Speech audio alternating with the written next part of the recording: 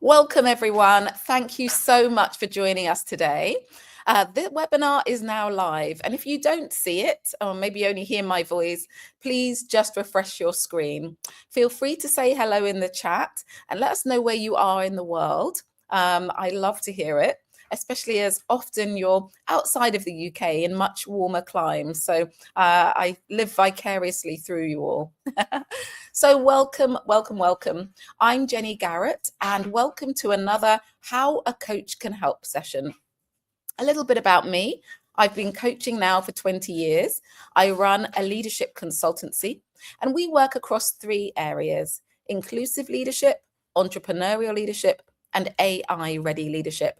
Because whether we like it or not, that's where the world is heading, and leaders need to be prepared.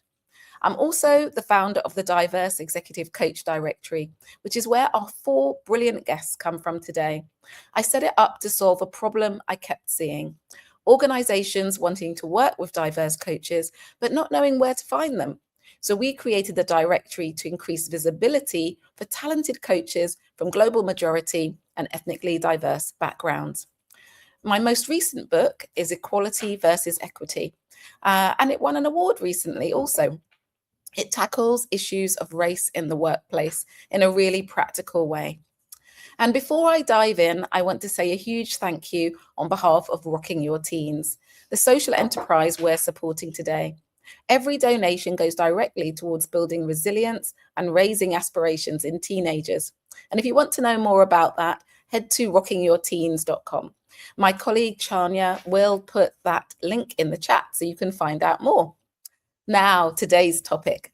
Let me ask you something. Have you ever worked really hard, hit your targets, gone above and beyond, and then watched someone else get that promotion? Again, it's an awful feeling, isn't it? If that sounds familiar, you're not imagining things. CIPD research shows 1/5 of ethnically diverse employees cite discrimination as a factor in stalled career progression. That's significantly higher than white British colleagues. And Creative Access found that 1/3 of people without developmental support receive no promotion in a year. So today we're getting honest about what's really going on, what's actually in your way, the barriers you can see and the ones that you might not. How do you get visible to the right people? What's the difference between sponsors and mentors? And why do you need both? And how do you build an actual promotion plan rather than just hoping for the best? I'm delighted to have 4 brilliant coaches with me today who will bring something different to the conversation. They're from the Diverse Executive Coach Directory, and Tanya's popping those links in the chat very shortly. Today's format: Claudia, Pamela, Kieran, and Geeta will introduce themselves briefly. Then I'm going to ask them some questions about how coaching can help uncover what's really holding you back.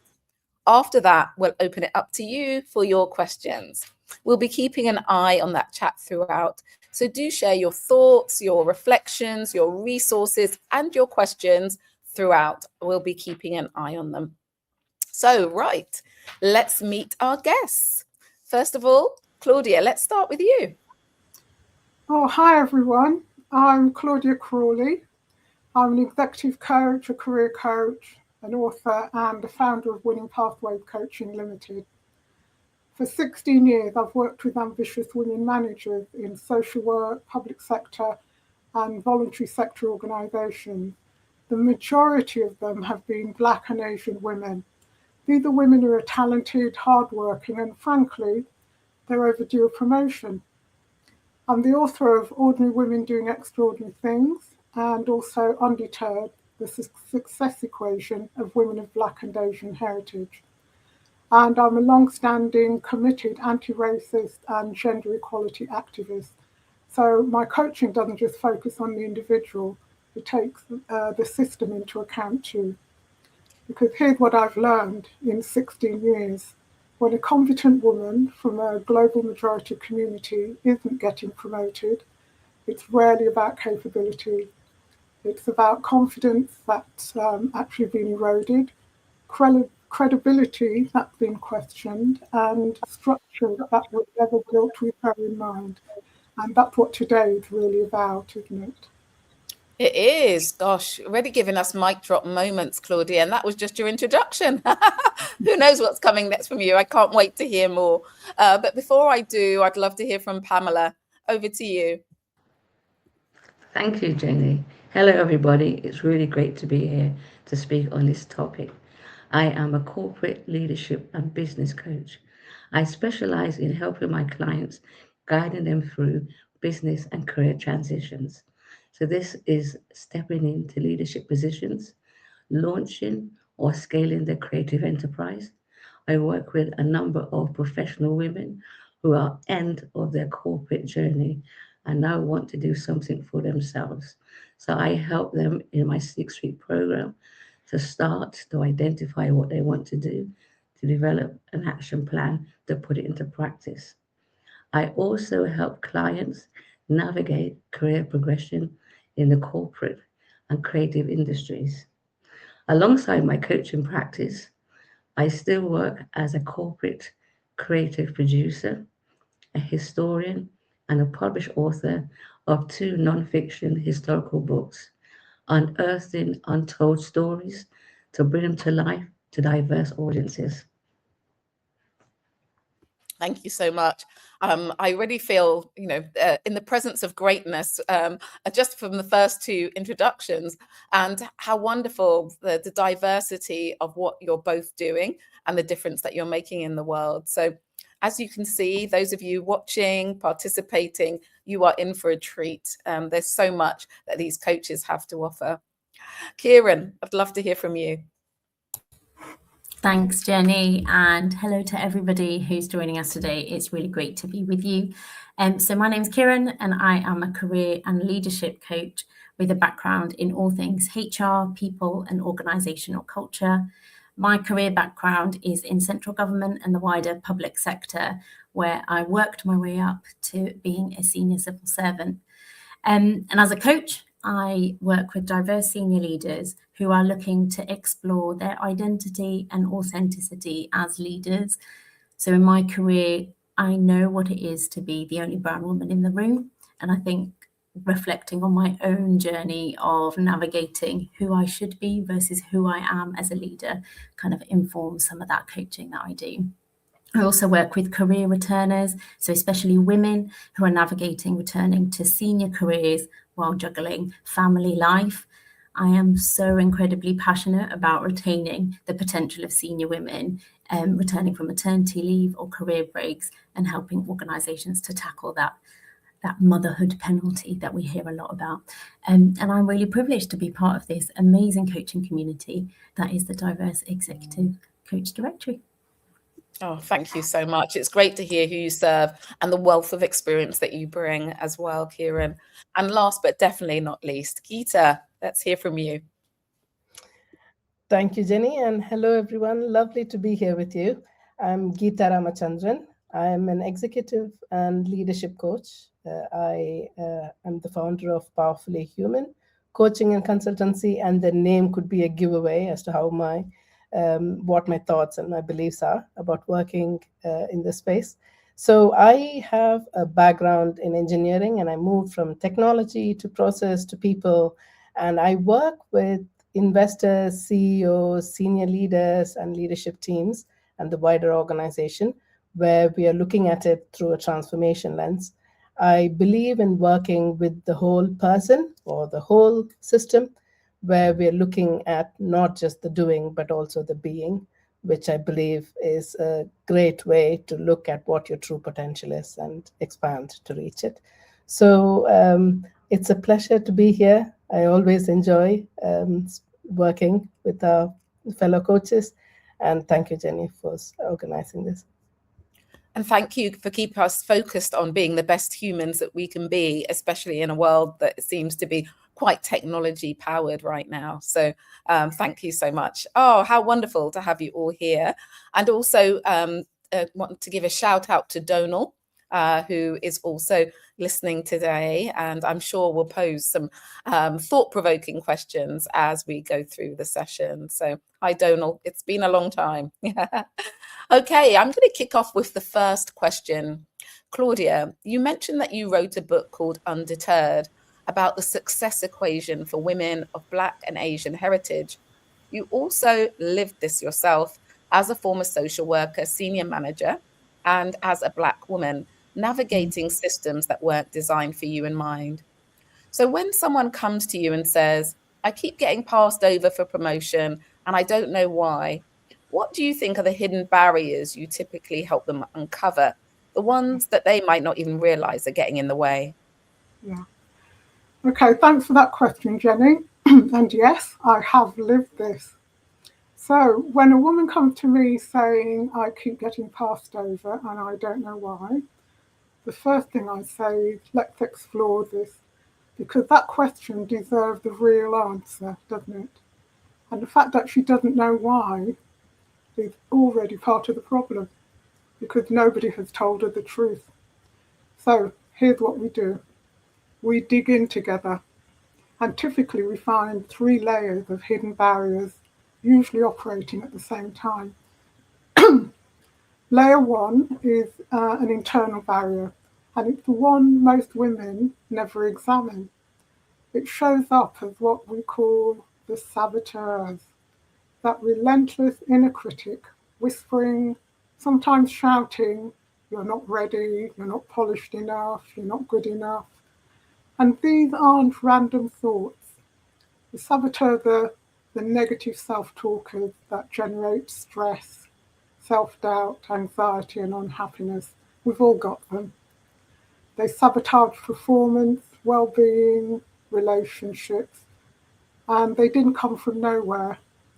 They were installed by childhood experiences, by systems, by years of being overlooked, talked over, underestimated, maybe by having her idea ignored in meetings only for a male colleague to say the same thing 10 minutes later and get a round of applause. And the thing is, she's internalized these messages and often she believes them. So she over-prepares, over-delivers, and she under-advocates for herself. She works twice as hard to be seen as half as capable. And when the promotion still doesn't come, the saboteurs say, see, I told you, you weren't ready, you're not good enough. When actually, she was more than ready and she's definitely good enough. The system just wasn't seeing her. And layer 2 is it's relational.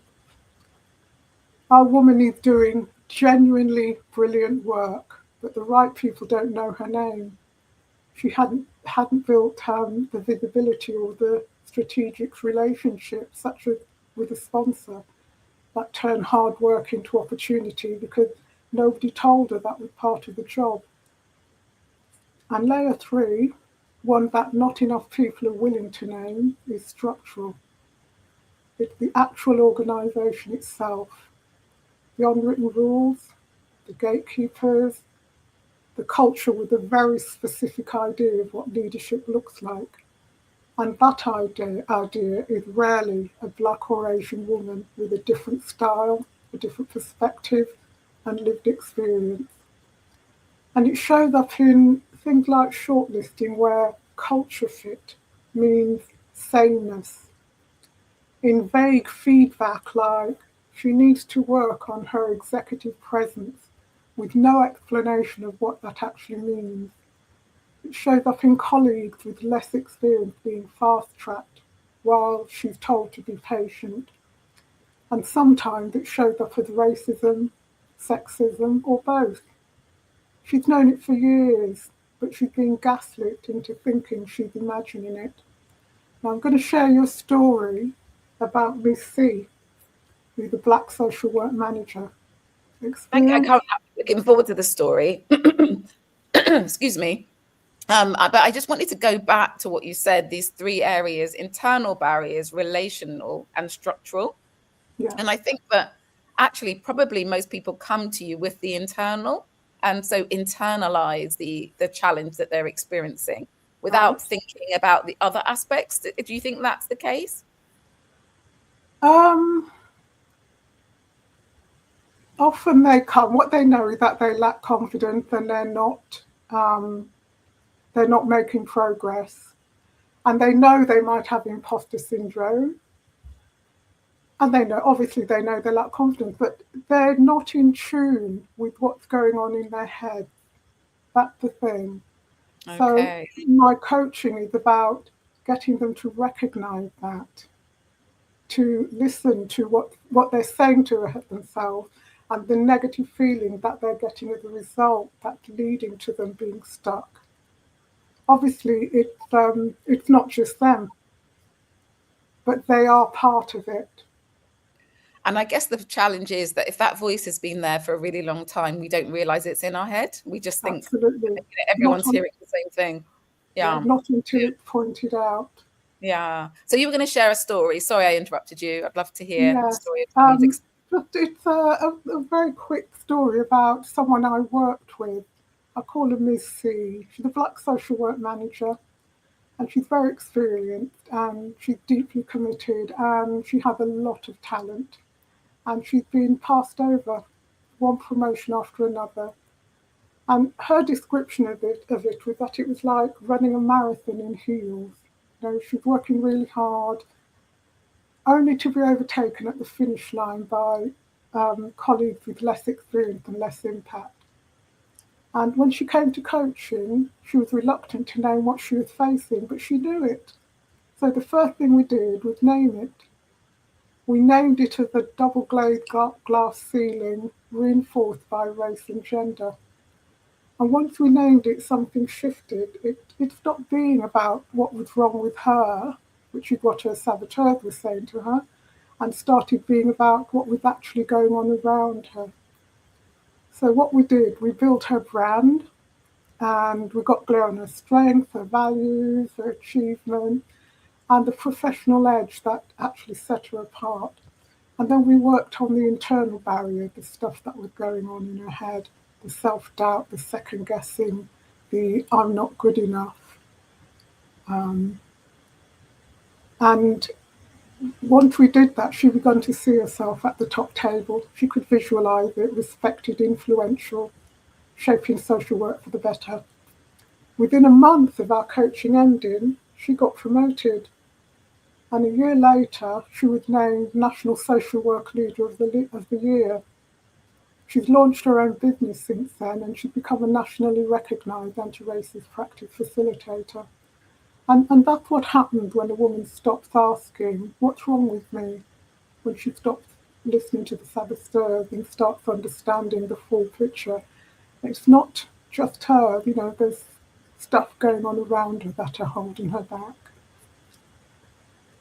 Yeah, thanks so much for sharing that. What a wonderful story of someone, coming to you with all of these internal barriers as well as the external, but maybe not recognizing them, to someone who actually is recognized with such an accolade all through the coaching process.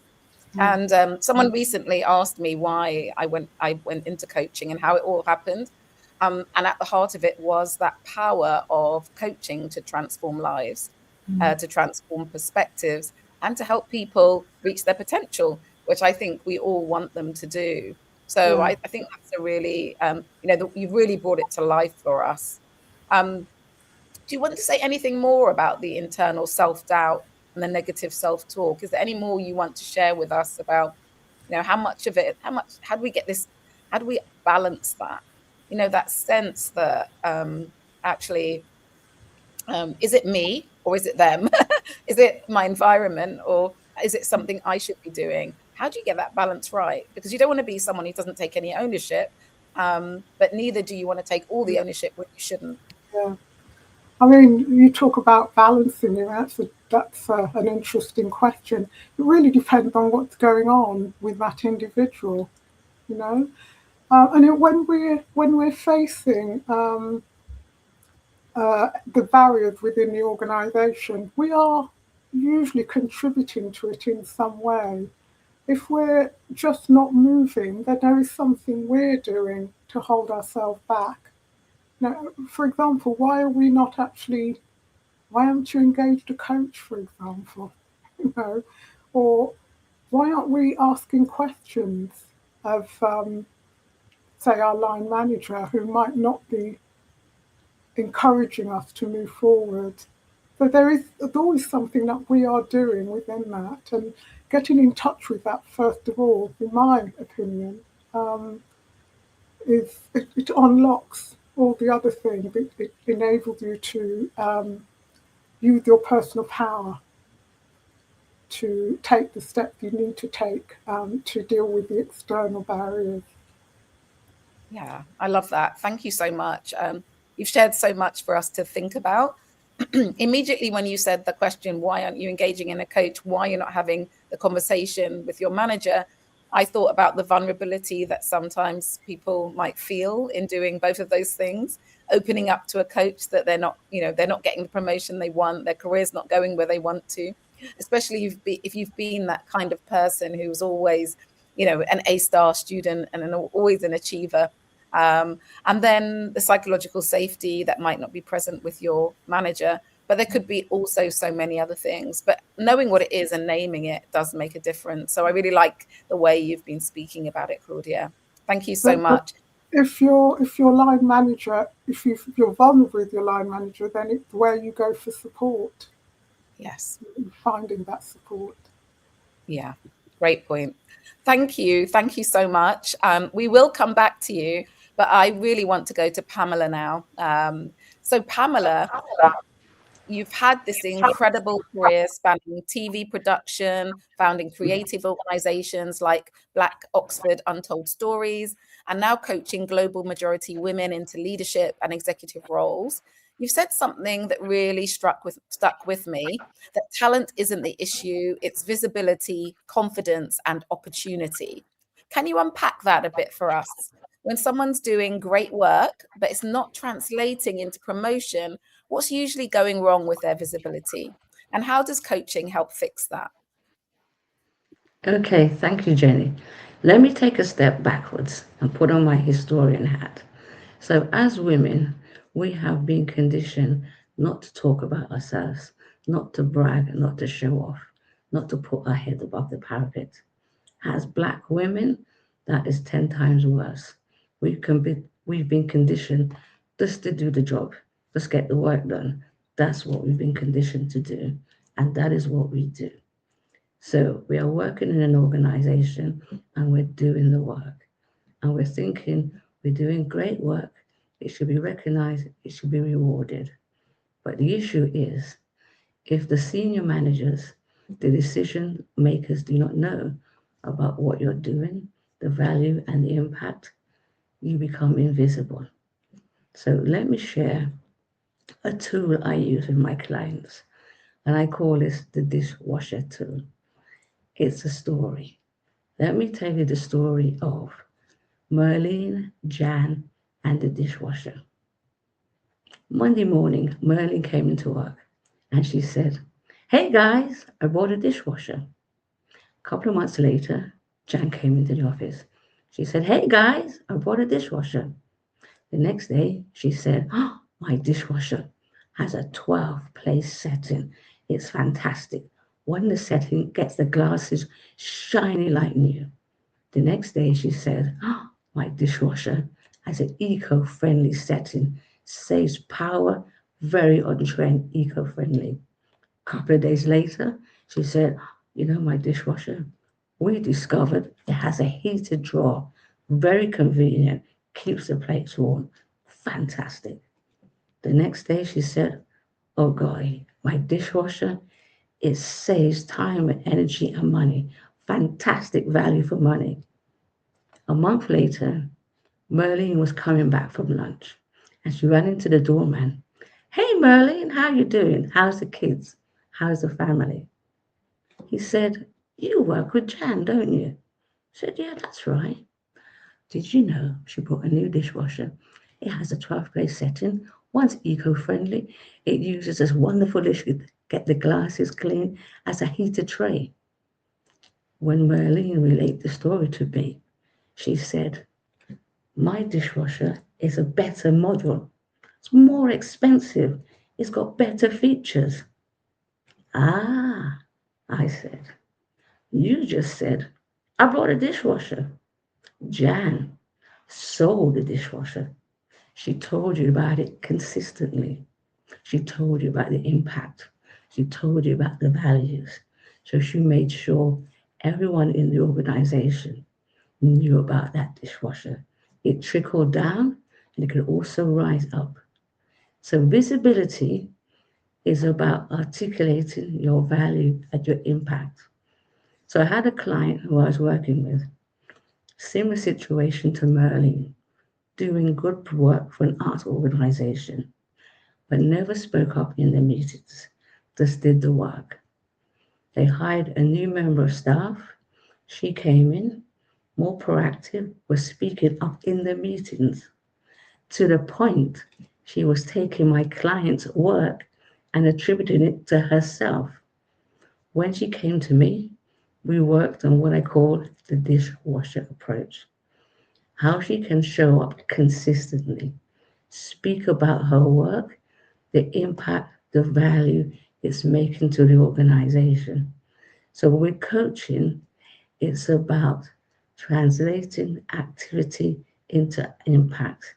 It's how you can show up, how you can speak in the right formats, in the right forums. So at meetings, team meetings, cross-departmentally. So again, working with your confidence and how you are able to do that. Claudia, you mentioned your manager. How you can work with your manager to amplify what you are doing.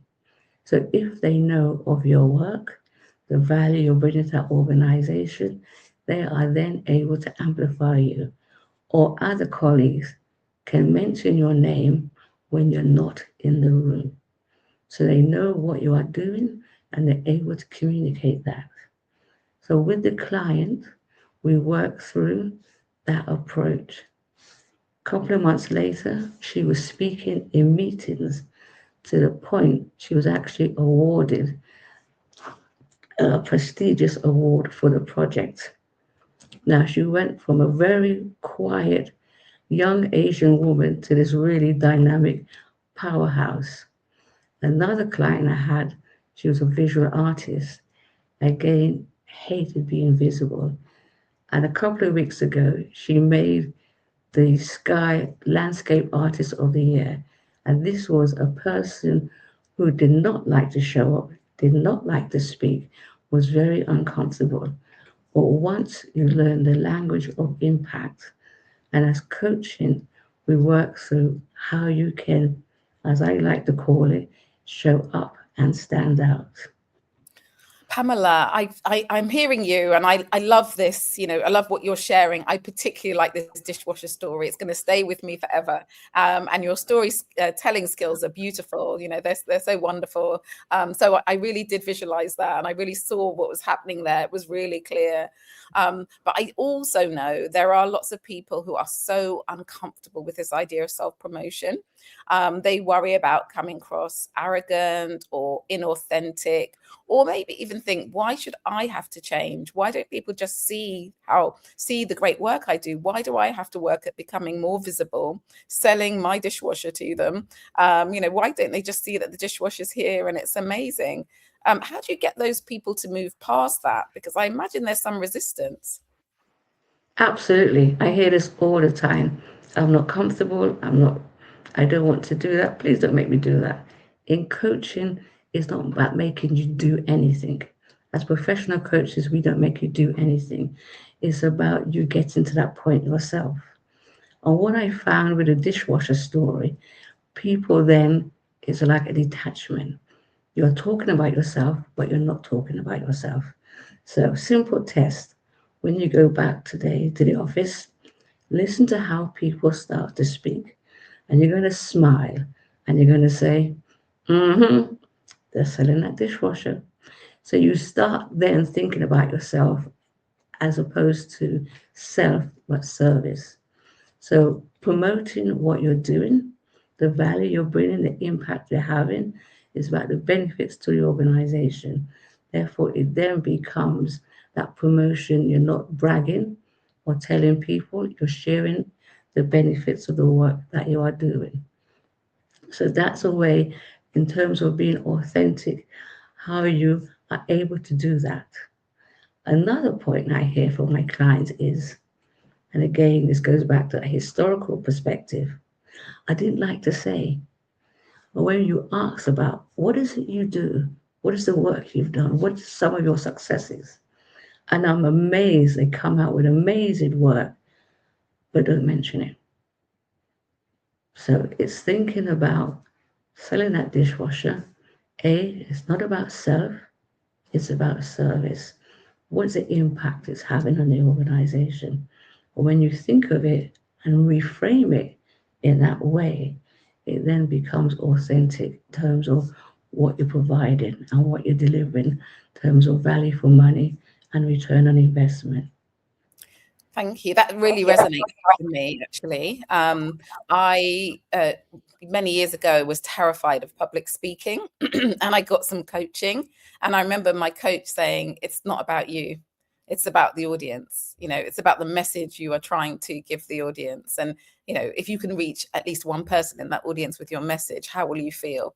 And it really helped me remove that barrier that was all about me to, it's never about me. It's always about the other people. How can I be of service to them? How can I support them? And me to move through it. So it makes absolute sense to me, this idea of how you can reframe it and move it away from, yeah, I'm just self-promoting because I want to be seen as amazing, to actually, if I promote myself, I'll be able to do more great work and have more of an impact that's going to make a bigger difference, or create efficiencies or save time, you know, whatever that is. So lovely points, beautifully made. Thank you so much, Pamela. And again, we will come back to you a little bit later. But I want to move on to have a chat with Kieran. So, Kieran, yes, yeah. So you've spent about 15 years in people and culture roles, including as a senior civil servant. So you've seen how promotion decisions actually get made from the inside. And you also bring this perspective as a woman of South Asian heritage and a career returner yourself as well. So let's talk about sponsors versus mentors. I've noticed many people use them interchangeably, and they don't realize that they need both. Can you break this down for us? What's the difference and why does it matter so much for getting promoted? Thanks, Jenny. And just to say, the dishwasher story is still absolutely percolating in my brain. So amazing. Thank you so much for sharing that with us, Pamela. So I absolutely agree. I think mentors and sponsors are often confused, but they can play very different roles in our career. So for me, a mentor is a trusted guide. It's someone who's likely to have walked the path that you find yourself wanting to step onto. And they may have a common element of kind of lived experience that helps you build that connection and that relationship. And a mentor shares their journey with you, their perspective, perhaps their connections and their networks, and to help you in your leadership goals. The relationship is purely developmental, and it's usually centered around a specific goal that you as a mentee are kind of bringing. And mentors can be so powerful in helping us build our confidence, but also particularly for underrepresented leaders. I think mentor relationships help us unpack some of those unwritten rules, particularly for spaces that weren't always designed with us in mind. But for me, sponsors are different. And a sponsor for me is an active advocate. So this is someone who can vouch for you, someone who represents you. And most importantly, they do that for you in spaces where you're not in. And I think we already kind of talked about, are you visible? Are you visible to the right people? Sponsor is kind of the right person, I guess. They use their position, their reputation within an organizational setting, or you might describe it as like political capital, to unlock those opportunities on your behalf. But they also kind of stand by you. They protect your reputation. They kind of vouch for you for opportunities, but also if other people are talking about your lack of readiness, they're there to kind of support you and protect that reputation and validate your experience and your capability.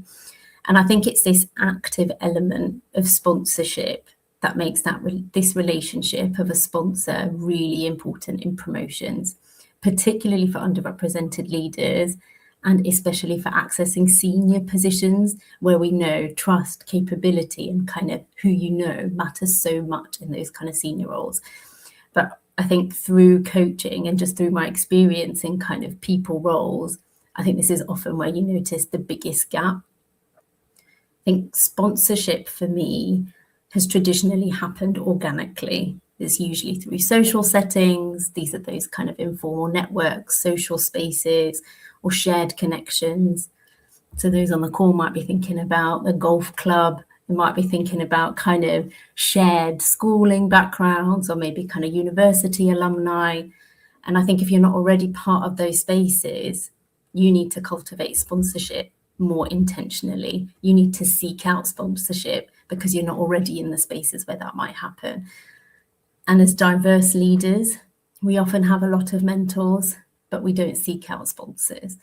And those sponsorship relationships are based on visibility, on credibility and trust, and they're built up over time. They don't just kind of turn around overnight. So you need to be investing in those sponsor relationships over a period of time so that you can kind of reap the benefits later on.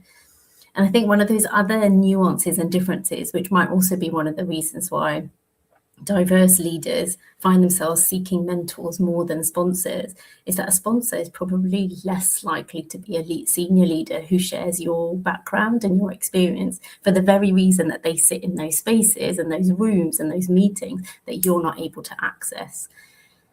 And I thought to bring this to life, I'll share a bit of a personal story about where I've kind of benefited from the role of a sponsor. So I was really fortunate in the kind of middle of my career in government to have a sponsor who was a former HR director that I had worked for in a kind of more junior role.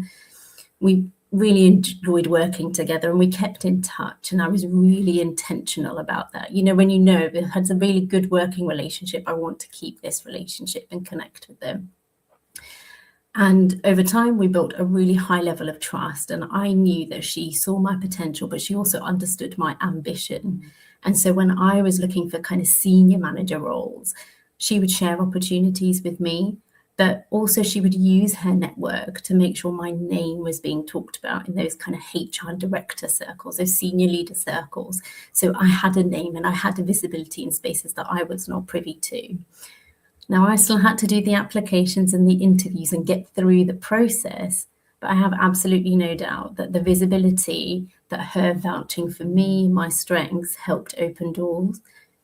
And I guess using that example to illustrate the difference between mentors and sponsors, because a mentor would help you prepare for the interview. They kind of will share their insights, their tips and tricks, what's worked for them. And a sponsor will ensure that that panel already knows your name and they already know your potential. And you need both. You absolutely need both. You need a mentor who talks to you, and you need a sponsor who talks about you in a good way. Yeah, thank you so much. A lot came to mind as you were sharing that.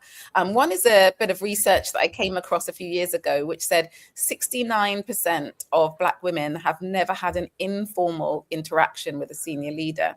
And as a result, they're very unlikely to have a sponsor, because it is those spaces where you can prove yourself. You know, that's often how you get a sponsor. And if you don't have that opportunity to have one-to-one conversations because you don't immediately have an affinity, you have different backgrounds, you have different education, you have different hobbies, it's much harder, because often sponsorship, people have sponsored people in their own image. And also the idea of a pyramid, really, that particularly in the UK, we have a lot of diversity at the less senior levels. And as you go up, you have less and less. And as you said, you know, reinforcing that point you made, which is you're not going to see yourself in those senior roles most of the time. And people often sponsor people in their image. So it's maybe harder as someone from an ethnically diverse background to then get a sponsor. So how does coaching really help someone build these relationships, bearing in mind the barriers I've just mentioned, because they might not have that natural access, and other people also might not understand their experience? Yeah, absolutely. And I think that's absolutely really, really kind of a really good reflection through that stat about how kind of organically sponsorship has happened, and how when you're not in part of those spaces, you kind of really need to purposefully use your network to try and find who those people could be. So I think coaching helps in a few ways. I would say the first is working with you to map out your networks and identify where some of those relationships may already exist or where the gaps are. And I think we don't often think about people in our networks through the lens of roles like mentor, sponsor, or champion, because it feels kind of forced, it feels artificial. And I think especially when you didn't grow up with role models who navigated corporate environments, it's just kind of not the way that we see our networks. These are kind of friendships or colleagues and people who we've connected with. We don't really want to put those kind of roles and responsibilities on them. But I think spending time with a coach to reflect on how you use your network effectively, and also building the confidence to articulate an authentic ask. And I think this is really critical when you're seeking out a sponsor who doesn't share some of kind of your background, your experience, and where there's an element of vulnerability in that ask. Working with a coach to really build what an authentic ask for support looks like, I think is really, really important. And I think when you spend that time with a coach to really work through who is in your network and look at it purposefully, I think you would be surprised how many people realize that they already have a connection or a connection to a connection that helps them seek and find who that sponsor might be. And I think another way that a coach can really help to uncover some of the barriers. So there's kind of identifying who the people are that can help you.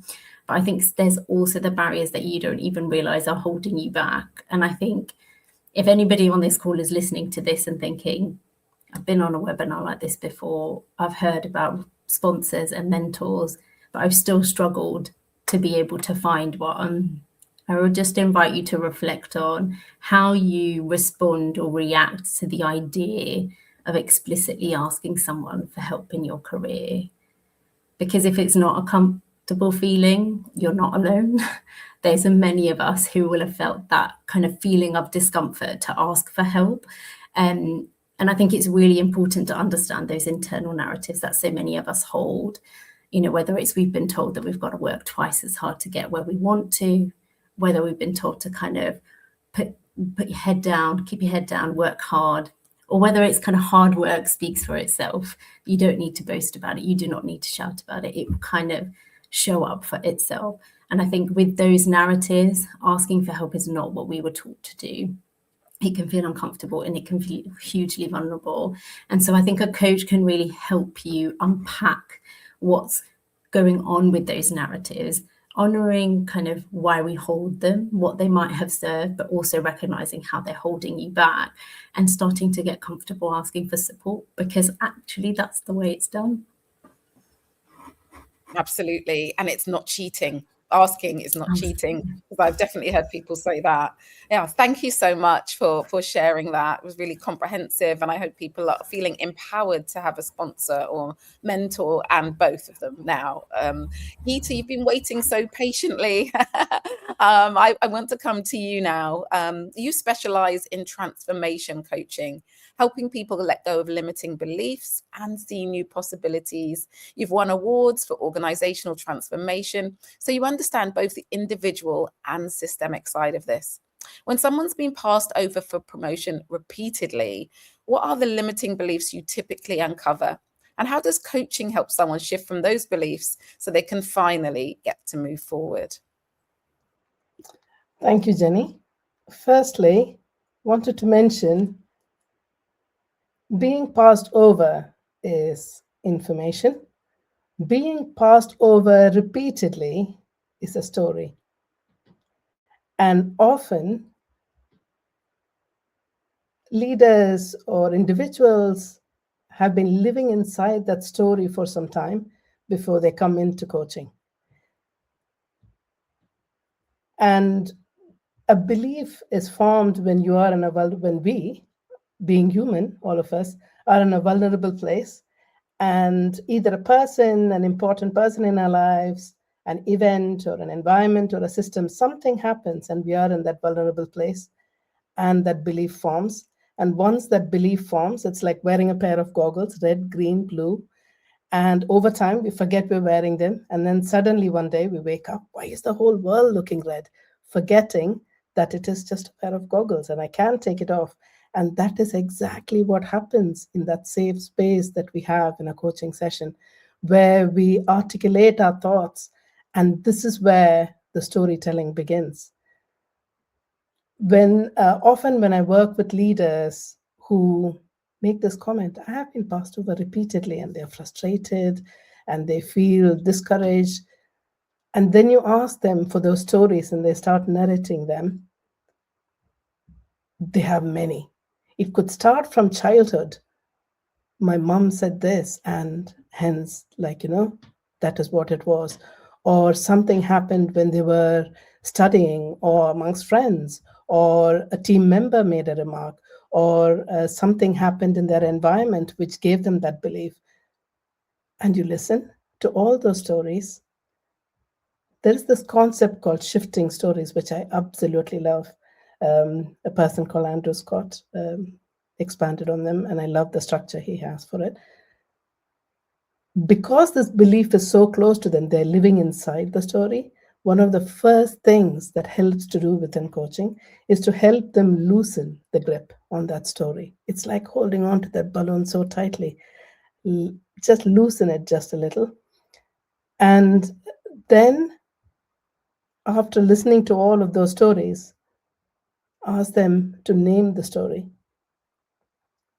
Once when I was working with a leader, literally just simple act of naming that story. Whoa, I did not realize that. And there a penny dropped. And then when they named the story, then asking, what are some exceptions to the story? And it would start slowly and then gather momentum. And there it comes out like in a flood, this exception there, oh, then that happened. And then as you hear more and more, and then you ask, are you okay with this? Yes, I am. This is how I want it to be. And then to ask, okay, so what name would you give to this story? And then it becomes a powerful shift as they see more and more evidence for this new story, which has also been part of them, but they never noticed. And then you start asking yourself, okay, so if this story were to be, if this plot was to be enriched and made more of, then what can I do to see more of this happening? And what can I do to celebrate when I do this? And that can be so powerful, where you first loosen the grip, you understand what is happening, you see the exceptions, and then you enrich the plot and you celebrate. So I think shifting stories like that can shift limiting beliefs dramatically. And you mentioned this thing about organizational work I've been doing. It was interesting there because in 2018, I was given this Woman of the Year award. And if you really look at what happened there, how did that happen? It was an organic thing, which was given in the organization. Nobody asked. I never expected it. But then there were 75 speakers I had facilitated to speak. I had created an informal forum where weekly there would be talks. Claudia mentioned three things. One was internal, the other was relational, and the third was structural. So that structural thing where senior leaders like CEOs and an intern, where both of them could come to the same forum and be able to speak. So there, as a coach, as an organizational coach, you're creating that space and that possibility. And relational amongst team members, how are you interacting with each other? So there, you create that space. And then as a one-to-one executive and leadership coach, you start looking at these limiting beliefs. Something happens in the junction of these three. Then you start seeing more of yourself. And that's when I believe you can reach your full potential genuinely. Wow, thank you. Do you know the visceral experience of loosening my grip on my story? I thought will really stay with me, Geeta, because sometimes we hold onto stories really tight. You know, stories that we've had forever, stories that mean that we have to behave in a certain way. And actually, you know, you didn't say let go, because that would be far too scary. You just said loosen your grip. And I love that. Yeah, I think just for all of us to consider, what do we need to loosen our grip on, and just let it go gently and see where that takes us. It's a really wonderful metaphor for the change that's needed in us. I know that you talk about coaching the whole person. What does that mean in practice when someone's trying to get promoted? Great question. There is something about doing that usually is really, really important within organizations. What is it that you can do? Stakeholders you can meet, how, and the visibility. And while these are all wonderful things, they are needed. Without them, we do not get facilitated to make it happen.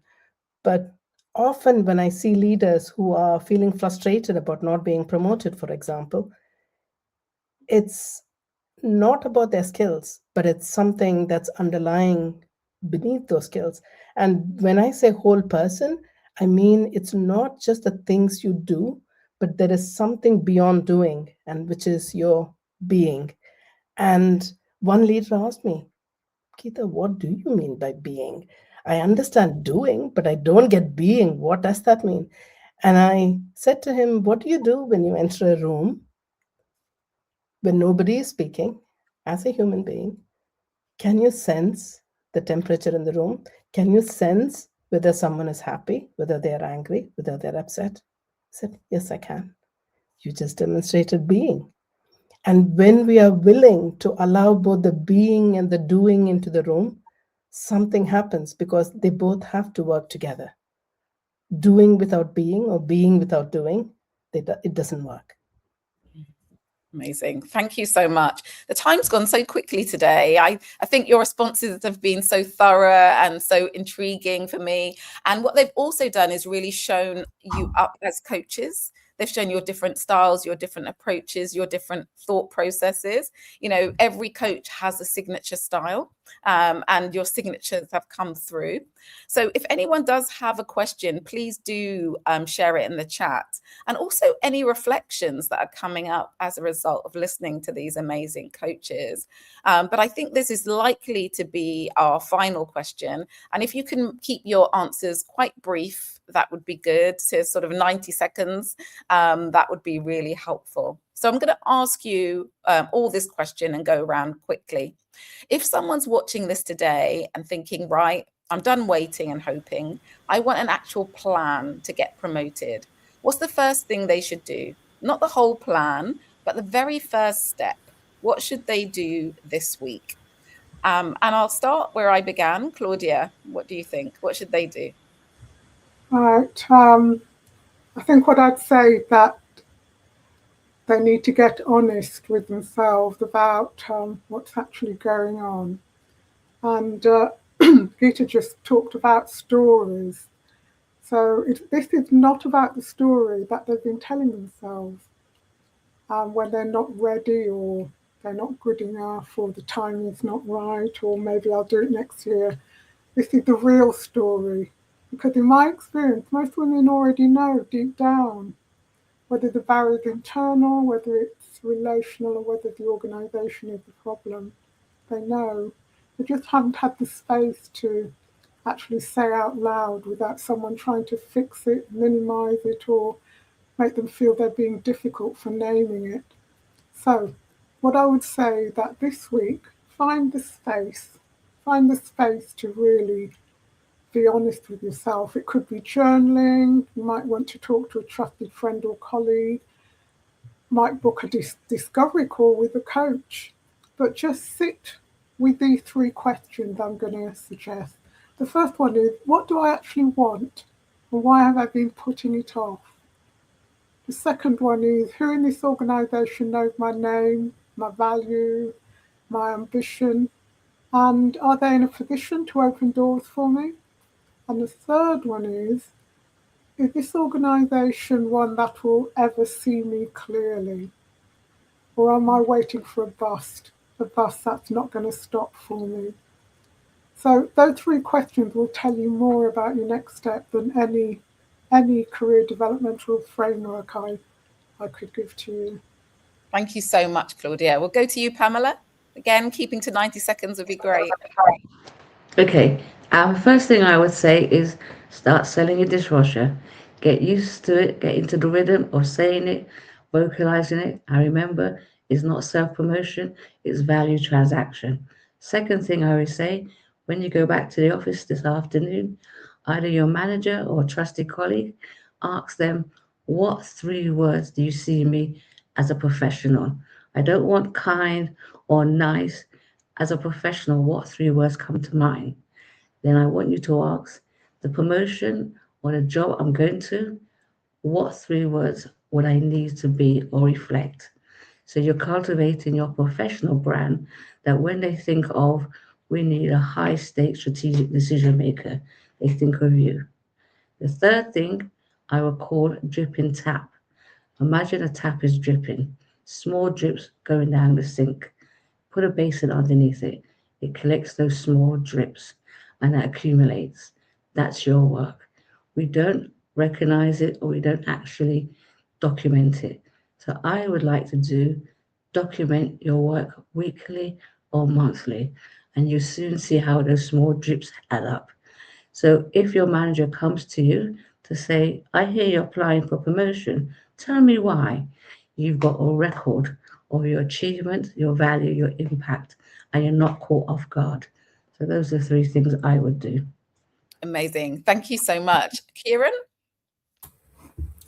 So building, I agree with both of those, by the way, as actions, but building on that, I would probably say take some time to map out who do you know, who's in your network, who are the people connected to you, and how can they help you in the goal that you're kind of working towards. And thinking about people who kind of champion your work, think about people who know what you're capable of, and then think about who might be missing and take that perhaps to your coach who can help you get really intentional about it, and maybe ask them about how you can identify who's in your personal boardroom. So it's a technique that a lot of coaches use to kind of build together the different roles and responsibilities in your network, getting really intentional that if we have people whose only job it was to get you promoted, what role would you give them, and how would you work with them in it? Great. Lovely tip. And Geeta? Okay, so I would continue on the same thread that I was sharing earlier about shifting stories. Ask yourself, what is my story on my best day? What is my story on my worst day? This gives a clue to you as to the story that you're hearing more often and that which you're living within more often. And then do what we spoke about before. Wonderful. Thank you. Thank you all so much. We have had one question from Donal, but it does feel a little bit, it's about challenging traditional leadership and Donal's framework of liberating versus traditional leadership. But I'm not sure that we will have time to do that question justice, bearing in mind we only have a few minutes. So what I would suggest is if any of the coaches afterwards would like to go into the chat and respond to Donal, please feel free to do so. There's a lot that you've shared, a lot of tips. I think maybe some things that will challenge perspectives that people will have to reframe and consider in different ways.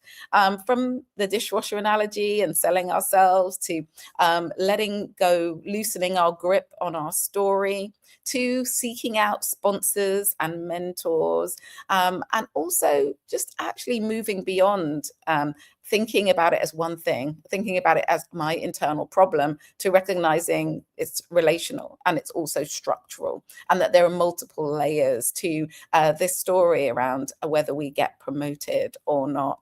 I hope that you've taken a lot from this session, and I hope that you've really felt and recognized how much value the coaches here have given you, and maybe even a few insights from myself also. So we're coming to the end. I want to say a massive thank you to Claudia, Pamela, Kieran and Geeta. It was brilliant. And I really do hope everyone listening has some real clarity now about what might be going on and what they can do about it. If you're interested in working with any of these coaches, or exploring other coaches ahead of in the coaching directory, then please do go to our directory website page and you'll find out all about them. Our next How a Coach Can Help event is coming soon. So make sure you're subscribed to our Eventbrite channel and to be the first to hear about it. And it's how a coach can help me lead my team so they just get on with it. I think everyone wants that, but hopefully with compassion and care. One last thing, your feedback generally shapes what we do next. So we will put a link in the chat and please do take a minute to give us some feedback. Thank you to Claudia, Pamela, Kieran and Geeta. Thank you all for being here and for the brilliant questions and comments in the chat. Here's what I want you to take away. If you've been passed over for promotion, it's worth getting curious about what's really going on, both externally and internally. And you don't have to figure it out alone. There are coaches who can help. So take care, everyone, and we look forward to seeing you next time. Thanks so much. Bye-bye.